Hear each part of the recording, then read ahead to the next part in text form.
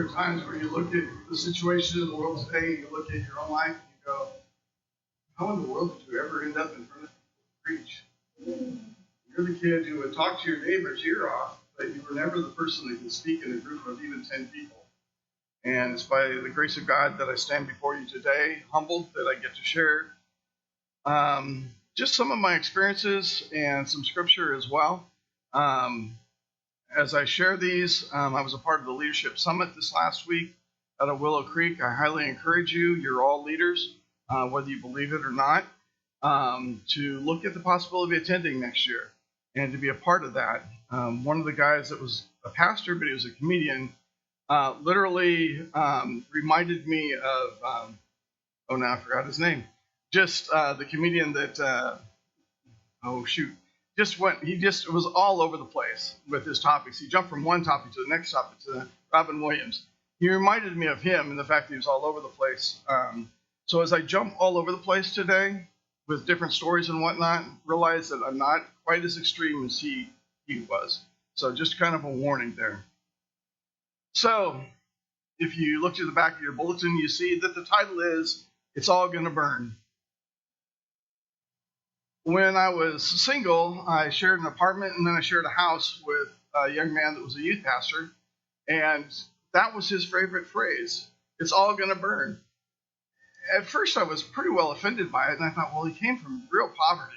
So to say it's all gonna burn, maybe that's just his way of coping with the fact that there are people that actually have something in life, and that even though he doesn't have anything, he has nothing to lose because it's all gonna burn. So I was kind of shocked, offended, but I realized eventually that what he had to say was totally true. And as I read earlier in 2 Peter, we know that that's kind of what's going to happen. Everything's going to be burned. It's going to be refined. The collecting of wealth will mean nothing on that day that we breathe our last breath. I had an uncle that decades ago was worth $500,000. I wasn't in the will. But he had no problem at 80 climbing on the roof and doing whatever he needed to do, clean his gutters and that kind of stuff. He was a bit stubborn until one day he got up on the roof and he ended up realizing he couldn't get back down. And it was a hot day. So he spent the rest of the day up on the hot roof with no trees until a neighbor happened to see him when he came home from work and helped him down the ladder. He had a definite stubborn streak. In fact, he also was known as someone before my time, really, to be kind of a public intoxication issue around town. He didn't drive, and my guess is it was probably because he liked to drink that he didn't drive. And so he ended up having some issues along those lines as well. But we had this is a bunny trail, but it's a fun story to me. But he ended up, we had this historic jail in my hometown. And on the inside, it was kind of like a cylinder with pie-shaped cells on the inside. And so what would happen is there's an outer shell of bars, but on the inside was this cylinder, and you would be put in a cell, and then the cell, or the whole cylinder, would rotate around so that no one was going to escape from this place. Unfortunately, there were people who were de-inebriated, and they would realize that there was the inside bar and the outside bar, and they would stick their arms out to try and stop the rotation. Eventually, they decided it was cruel and unusual punishment, and they got rid of the jail, and now it's a historic site in my hometown. But he just despised the fact that that jail was being put into a museum. That should be torn down and destroyed. And my mom and I were up visiting him one day, and we looked at him, and Mom said, "Uncle Chick," and yeah, we have weird names in our family. "Uncle Chick, did you spend the night in that jail?" He put his head down and said, "Yes, I did." So, that's why he was against it. But he was a little bit on the stubborn side. Eventually, he fell and broke his hip. And back then, when you fall and break a hip, it was pretty much a death sentence. And so he's laying in the hospital bed, and he looks at Sandy and I and says, "All the wealth I have means absolutely nothing at this point in time. It's not going to help me get better. It's all useless." So it's all going to burn, was Jim's phrase. Jim passed away about 6 years ago, and Noah in shop class ended up making a little plaque, and he burnt on it, which was appropriate, I thought. He put down, "It's all going to burn." And then he wrote down Jim's name, and then he put down the years of his birth and death year. And for me, I've had it on my bathroom wall. It's something that I look at on a regular basis, just as a reminder that wealth is not going to accumulate and do me any good on that final day when I take my last breath.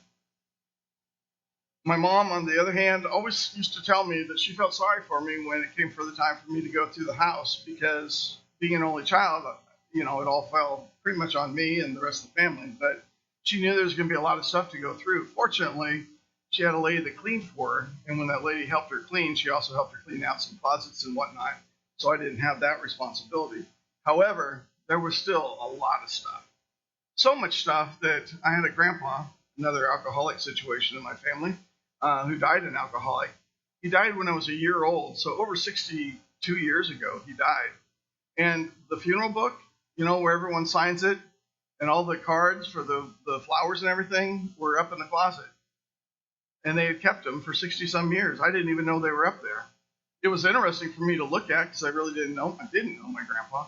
But I was the apple of his eye in a lot of ways. He bought a swing set for me when I was a year old, too young to use it, and was rusty by the time I got to use it. But I was the first swing set in the neighborhood, so that was kind of cool. But anyway, I read through it and looked at it. But it's just stuff. It's not going to matter to my boys. It's not going to matter to their generation that goes beyond them. But going through 62 plus years of my history, and then my parents and my grandma and grandpa lived in the house as well, was daunting to say the least. But there are some things that were duly noted. We already had a house that was full from stuff from my grandma's and from the uncle's estate sale. So we had brought into the house, and I kind of felt sorry for Sandy because there hasn't been a whole lot of extra room for her to bring stuff from her family into the house. It's been a lot of my stuff. She has a few things, but very limited at this point in time. But again, what do we do with all of it? Where do we put the stuff? Where do we go with all that stuff? And to me, it was valuable, but to somebody else, not so much. In fact, there's been a beautiful set of china that's from a now defunct country in Europe that's been up in the cupboard, and I've been thinking, my grandma gave us a set of china. Sandy and I said china. We have 2 boys. This will be great. One boy will get our set, and one boy will get the other set. You think they want them? You're right, they don't. Not a chance. So I'm praying that they find a woman with some good taste. But the problem is they're not looking for that kind of woman with good taste that likes china, I don't think. Yeah, they're smiling. I don't think they are. When going through a home, sure, there are tons of memories, but there are moments when you seek out how to get rid of the things that you think someone else could use as well. Enter Acts chapter 2, right after Pentecost. We read in verse 43 and following that the believers were meeting together, and we read, and all the believers met together constantly and shared everything they had. They sold their possessions and shared the proceeds with those in need. They worshiped together at the temple each day. They met in homes for the Lord's Supper. They shared their meals with great joy and generosity, all the while praising God and enjoying the goodwill of all people. And each day the Lord added to their group those who were being saved. Notice how they shared and sold items to help one another. One of the greatest gifts in cleaning out my mom's house was giving things that mattered to people who had a need for them. It was a blessing to give away a lot of medical items to some people that cared for my mom because they cared for other people, so that those things could be continued to be used and not just thrown away. Nonprofits were also given items to help people. One of the things that affected me deeply, however, though, was when Mom was in the hospital, she had a doctor. And when I looked at his name, it looked like it said Igor. And so I always made the mistake of calling him Igor. He was from Russia, and his name was not Igor. His name was Igor. And so I got to know him. He was somewhat stoic in the way in which we talked and whatnot. But I said, "Where are you from?" And with a real thick Russian accent, he's from Russia. And so it was just fun talking to him and hearing a little bit about his life. He was going to get married this summer, and he left his family in Russia and was going to make his home in America and had no plans on going back to Russia. Well, during this whole time is when the Ukrainians were concerned about Russia invading them, but it hadn't yet happened. And so there was a lot of tension going on, but he was concerned for his family in the midst of all of it, but he wasn't political in any way as far as what was going on at the Kremlin. And so it was an interesting conversation. Well, then when Mom passed, my heart was really heavy for this guy and what was going on in his family and just the war breaking out and everything. And so I began to pray for him, but I also, at the same time, ended up having a friend of mine that was a volunteer of ours with Youth for Christ that was a nurse there. And so I had her look him up to find out what was going on with his family and if they were safe and how they were doing, and even more importantly, how he was doing at that point in time. And so she did her detective work. She was a good friend. Met up with them, and they talked, found out that his church family had ended up putting up money to build a church in the Ukraine, and they were excited about the church that they had established there, only to have the Russian government blow it to smithereens. And so he was in the process of helping his family raise money to rebuild the church in Ukraine. That says something about this man and his character and his faith, and I was real impressed with it. Well, after Mom had passed away, there's a booklet where she wrote about being disabled and her accident and everything. It's been sitting back there. So several of you have looked at it and read it. It'll be there for a little bit longer, but it's not one of those things you just want to leave out for everyone to feel like they have to read it. But I wanted to give it to the nurses because I felt like those that care for people that are disabled may not understand exactly what it is that it's like being on the other side. Why don't you just go do this? Well, I can't do that. Well, do it this way. I can't do it that way. Mom had someone come in and they wanted to totally redo her shower, and they wanted to get rid of the ledge that was there. Oh, it'd be so much easier if you got rid of that ledge so that you could get in. No, it wouldn't. I use that ledge. I need that ledge. So it was an article about that kind of stuff, just to give to the nurses to read a little bit about her story and the fact that they had watched her and taken care of her.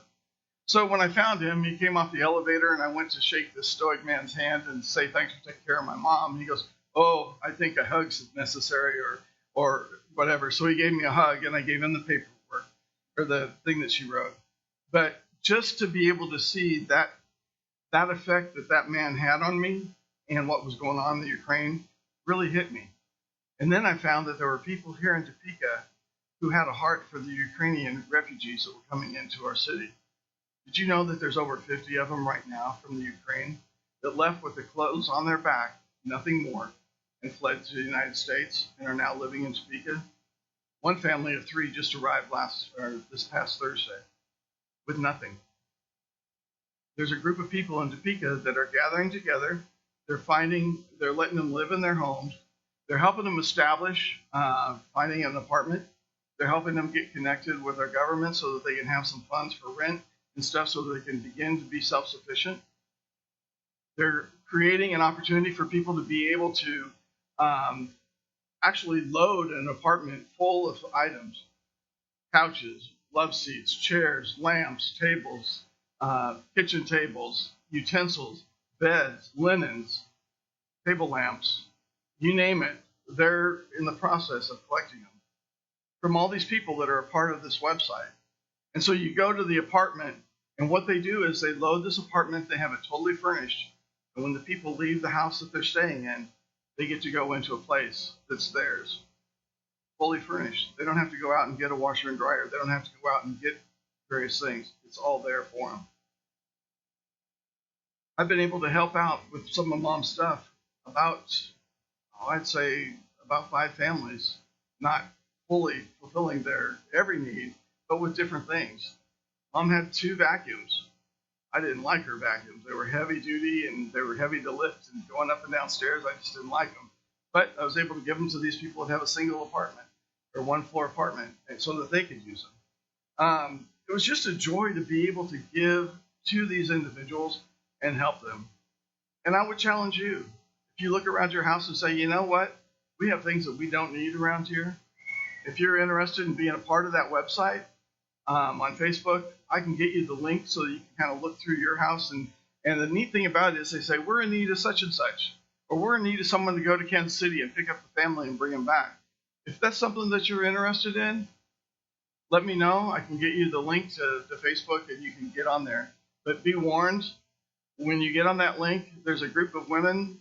Sorry, not trying to be negative there towards women, but once they get excited about something, you could get maybe 15 pings on your phone back and forth, even within a minute, of the excitement of what they found and who can do this and who can do that. That's just one way that we could be the hands and feet in Jesus within our own community and reaching out to people. Another one, you've heard of Care Portal before. Our church has been a part of that in the past. It's not been something that we've been real active with lately, but they've changed the way that they do things. And what it is they are in the process of trying to help kids that are in foster care, help them to get reestablished into their homes, but also to try and help foster homes be ready for those kids. And so what they do is they send out an email to churches, and then churches will send out that email to their people in the congregation. And the congregation has the opportunity, very similar to what I shared with the Ukrainians, to say, well, we have an extra bed, or we have extra sheets, or we have this, or we have that we could help out with this particular family. They also have different financial needs that might come up, or they might have a need of something that needs to be done in a house. Just handyman repairs that they aren't able to do so that they can get the kids reintegrated into the family. One of the things that has changed about it is they've had a major donor come and say, look, maybe the church isn't going to have $250 or going to have the money to go buy this or buy diapers or do this.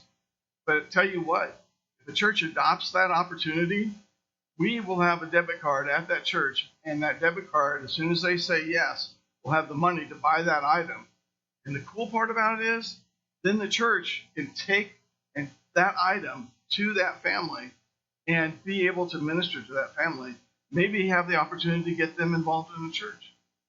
Maybe like Grace, or we could have that opportunity to minister to them. Pretty cool opportunity. In fact, I will go so far as to say I'm looking for 2 or 3 people that have a heart for that kind of a person that would be interested in talking with me, because I'd love to put together kind of a little committee so that we can begin to really take advantage of some of those kind of opportunities for people. Other churches are involved as well, but it would be a great opportunity for us as well. So I have to ask you, do you have 2 or 3 of everything in your house?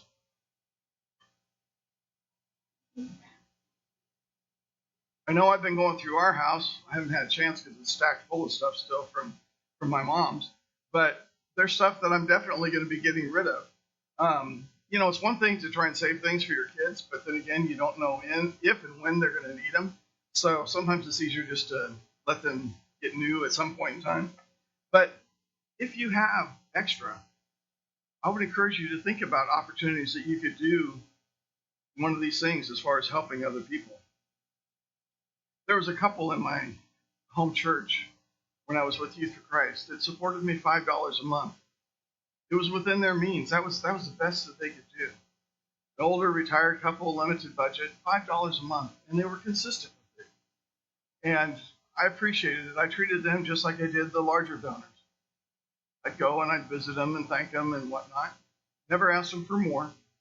One day they started giving me $10 a month. And I was blown away that they had doubled what they were given. And it wasn't too much longer that they increased it to 15. And I was totally floored that they did that. And it didn't take much longer, and it was 25. And I thought, I've got to get up to Council Bluffs and see this couple. I mean, what's going on that they're giving me all this money? And eventually I got up there, and I think by the time I got up there, it was $50 a month. And I said, what's going on? I mean, I appreciate it, but what has encouraged you to give so much lately? Both me and my husband both have cancer, 2 different forms. I have bone cancer, and I can barely write a check anymore. And my husband's mental state is such that he's not going to write checks once I'm gone, and I'll probably go first. But we decided that we wanted to give as much as we could to the Lord's work this side of heaven instead of on the other side, so that we could bless people now as opposed to later on. I don't know about you, but if you've ever been on the receiving end of something like that, it is humbling. It is humbling to see that kind of response from somebody, to be able to give in that way. What about you? Last week I went to Aldi's. I go to Aldi's North on a regular basis. I love Aldi's. I'm an Aldi's fan. And regular shopper there, brings stuff home, and Sandy looks and goes, what are you doing with this one? But I love going there. And last week I ended up going there, and I got to the checkout, and I went like this. I didn't have my wallet. He's like, well, this isn't good because at Aldi's, if you don't have cash and you don't have a debit card, you don't take your items. Well, I knew the staff fairly well. Maybe I can schmooze them into letting me take it and then come back with a check, or bring the check in later, or wait a minute, I'll go out. I have a checkbook in my car. I'll bring it in and see if they'll just this one time take a check. Talked with the manager. She said, I can't do that. Corporate won't let me take checks ever for any reason, and the paperwork would show that you got to give a check. Like, okay. She goes, I can keep it here and you can come back and get it. The lady behind me goes, it's only $34. Add it to my bill. I'll pay for it. I have my checkbook in hand and my pen in hand, and I turn and I go, can I write you a check for it? She said, no. Pay it forward. I did nothing to receive that. And my checkbook had more money in it than usual, so I really felt embarrassed that this woman was giving me something free. But it was humbling to see her give in the way in which she did. I mean, when I go to Aldi's, I always try and leave the quarter in there for the next person, unless I see someone that's just into collecting quarters, and then I go ahead and take my quarter back because I'm not going to let people do that. In fact, I almost went up and chewed the lady out, and I thought, wait a minute, she may need those extra quarters. So I just got in my car and drove away and kept my mouth shut, which is difficult. But I hadn't had that happen before. And so this week I was part of the leadership summit, and I like the Thai restaurant over at 21st and Washburn. So I'm eating, and I ordered what I ordered, and I said, well, let's go with medium. Mild was a little bit too mild last time. And it was hot. It was real hot. And I had to laugh because there was a guy on the booth facing me, and he was facing me too, but he was in the next booth. And you could watch his expression, and he was getting burned up as well, which made me feel better that I wasn't just a wimp. And the waiter came by and asked him how his food was. It's really hot. And so I chuckled about it. And then God said, why don't you pay for his meal? Like, well, I guess that is paying forward. So I did that. And figured that was the end of it. I told the waiter, here, take this, pay for him, come back, and we'll find out how much I owe you for a tip. But it opened up a conversation with the waiter, an opportunity to be able to share with him why I was doing what I was doing, talking about the world today, even to the point in time that I was able to invite him to church. He works late on Saturday night, so I didn't expect to see him. But it opened up a conversation to be able to share with him. We talked about the world. We talked about some of the rough times that are going on, even with the state of Kansas. And it doesn't matter who you are. At this point in time, we know that there was a yes vote, there was a no vote. We know the way the election went out, but it's been a divisive thing. Outside the church, inside the church. To be vaccinated, not be vaccinated has been divisive, not only within the church, but within family members. You can't come to our house if you're not vaccinated. You can't come to our house unless you're wearing a mask. You can't do this unless you do that. It's been one of those things that has just been totally, totally distractible. And so we talked about how businesses are hurting in a variety of ways as well, where there's no employees coming to actually work. Our kids are growing up in that kind of environment. 2 Peter 3 that I read, it's very true of some of the things that we see going on today. The question becomes, how should we live? One of the speakers at the Leadership Summit that I attended this week was Johnny C. Taylor, Jr., the president and CEO of SHRM, which is the Society for Human Resource Management. And he spoke of several different reasons for why things were going the way they were. He said people have lost faith in trusting in the oldest of institutions. He said people are facing a real empathy problems. He said that in the workplace and in the world, there's an absence of apathy. We become a true empathy deficit. He said we've given up on looking through other people's eyes. If you're for CNN, we know who you are. If you're for Fox News, we know who you are. If you look at me and you look like someone that has hurt me in the past, then I'm just going to choose not to like you. That's where we are as a society. No empathy. We're not willing to look into another person's eye. It's me versus you type of a society. So how do you break that down? We want it our way. Burger King did a great job back in the 70s, having it your way. But what do we do now? He says empathy is inherent, but it's atrophied. Empathy is like a muscle. It needs to be used. He talked about an employee that was absolutely one of the best employees that they had. And all of a sudden, she just started to fail in her presentation at work. And he began to try and figure out why. Her husband had left her. He wasn't giving her any money. She had kids that were unruly because of everything that was going on in the house, and they were struggling at school. Her parents needed help. They were elderly, and so she was trying to care for them. She was basically up against a wall and had very little energy when it came to working. The question was asked by him, how many Pats do you know? Several years ago, a politician came to my door, and her and I were about as opposite politically as you can imagine. And we started talking, and I asked her why she felt the way she did on some issues, without trying to call her a jerk or anything like that. I was well behaved. And it was really encouraging because she says, I feel this way about this issue because a friend of mine made these choices. And that's why I go that way. I personally don't agree with her choices, but because of that, that's the way I'm going. And I was able to respect her for that part of it. I wouldn't have voted for her anyway, but it gave me that opportunity to have that conversation. And her and I have worked together on some things in the past. Because of that, we could have a working relationship.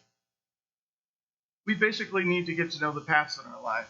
We need to know those people that we disagree with politically as well as spiritually. We need to let them know that they're being heard by us, that we really are genuinely concerned about them and what's going on in their life, what their need is, so that they can be ready to hear what we have to say. But we have to get out of the boat, so to speak, to actually hear what they're saying. Mr. Taylor said we need to start with ourselves. We must live in empathy to honor everyone. That's a hard one. How do we live with empathy towards everyone? He gave 3 points. We need this one, and this one's not an easy one with me, but we need to be able to discuss and not debate. We need to be an extreme listener. We must be present to listen. I love talking to people that differ with me politically as well as spiritually, because it gives me an opportunity to hear where they're coming from, to see their point of view. It also gives me an opportunity, if they want to hear why I've reached the conclusions I have. It gives me that opportunity to share, and it also gives me the opportunity to respect them back. The next thing he said was we need to embrace diversity. And it hurts me to say that because it's been so misused. About 4 weeks ago, I was at a resource fair that we had, and there's a gentleman walking around the room, and he came to my booth, and there's a chair across from me. I said, have a seat. You've been standing the whole time. And we start talking, and it didn't take long for me to find out that he was the head of Black Lives Matter here in the Topeka area.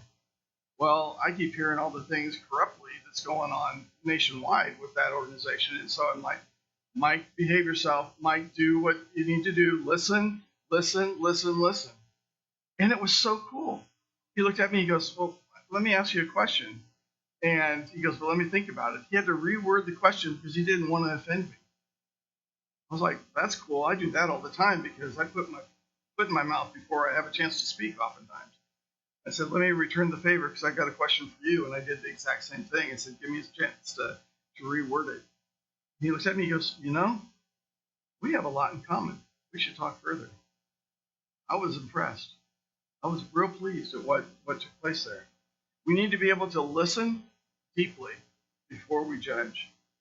The next thing, find out what we have in common.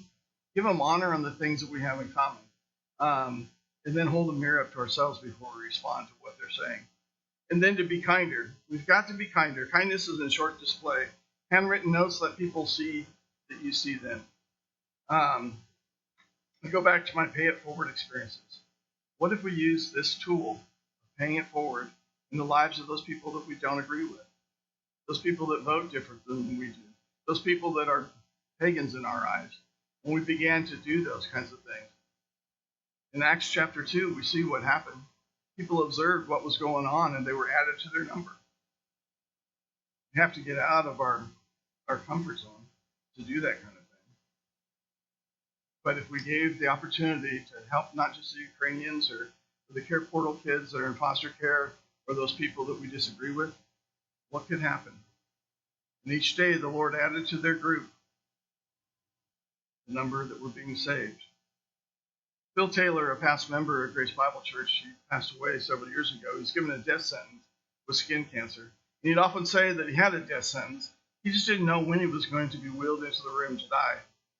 We don't know what day we're going to die. We don't know if Christ is going to come back before that. But we do know that we're supposed to be ready to share the life-changing message of Jesus Christ with any and every person that we have, and that we need to look for bridges to be able to do that. The question is, do you know Jesus personally? Have you asked him to forgive your sins? Be the Lord of your life? This table behind me is open to all who have made that commitment. But I want to ask you, as you reflect on your life, and as I talked about how many of you were sinners earlier, some of you, I've got to give you some more time to reflect on that. But I want to ask you, who's missing at this table that you know? Who is it that you would like to be able to invite to this table? You know, the fact of the matter is, this might be the last time we as a congregation have communion together. Next week, we could be in heaven having communion with Jesus. Who belongs at the table that you know? Spend some time praying about that.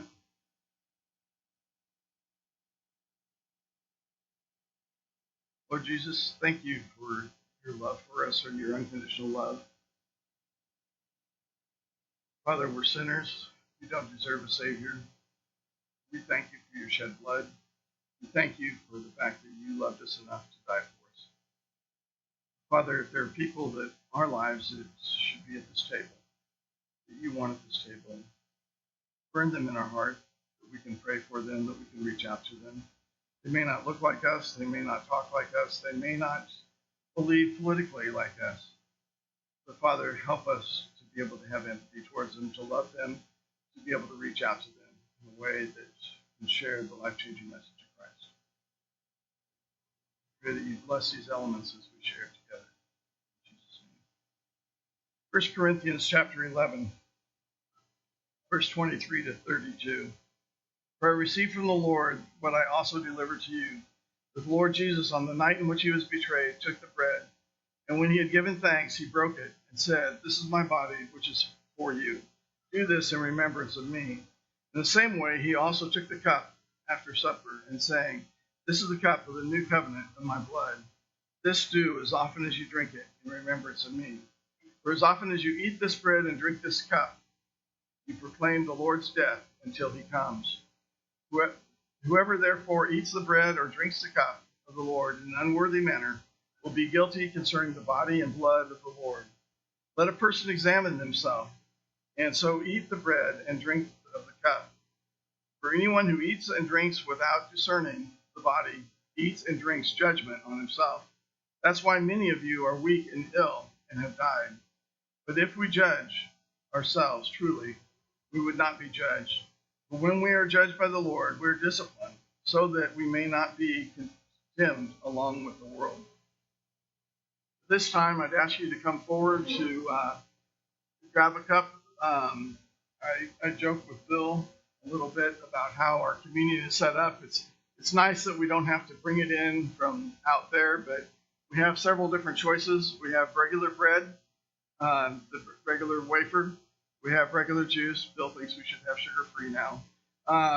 We also have the cups that sometimes end up fermented that we've been using forever. But be reminded that there's a wafer on top, so all you need is this cup and the styrofoam wafer that's in there. No, try not to be sacrilegious. And then we also have the gluten-free. But as we come to this time, please ask yourself, who belongs at this table? Who belongs to celebrate what Jesus has done for us? And spend some time, and once everyone's back down to their seat, we will have the communion together, and we'll share it together. If getting up here is a difficult task for you, just raise a hand. One of the elders will make sure that we can get something to you as well. But feel free to come forward when you're ready.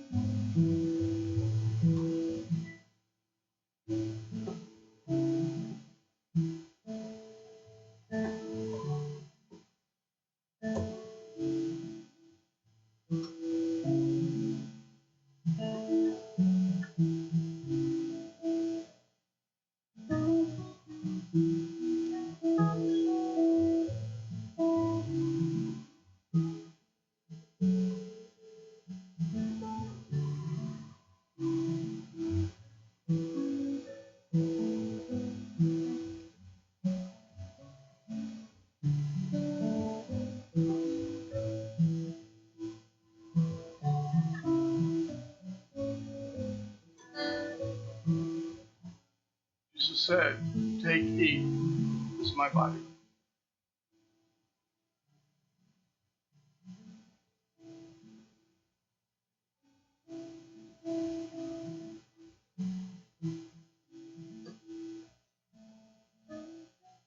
The cup recognizes the blood of Christ that was shed for the forgiveness of sins. Yeah.